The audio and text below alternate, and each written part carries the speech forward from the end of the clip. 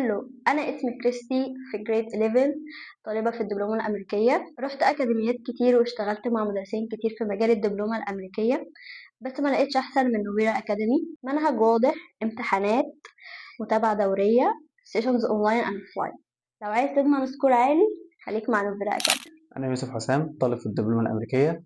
أنا كنت متابع في الأول مع سنتر، بس جبت درجة مش أحسن حاجة. لما ابتديت أتابع مع نوفيرا أكاديمي الموضوع بقى أسهل وأوضح. الدكاترة هنا بتتابع أول بأول، وفي امتحانات وسيشن فري أونلاين وأوفلاين. لو عايز تبدأ صح في الأمريكان دبلومة ابدأ مع نوفيرا أكاديمي.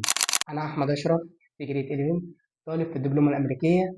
مميز في نوفيرا أكاديمي عن أي أكاديمية تاني إنهم بيدونا امتحانات ومتابعة دورية مع أولياء الأمور، واللي شرحه بسيط وسهل. الكيان الكبير للأمريكان دبلومة هو نوفيرا أكاديمي.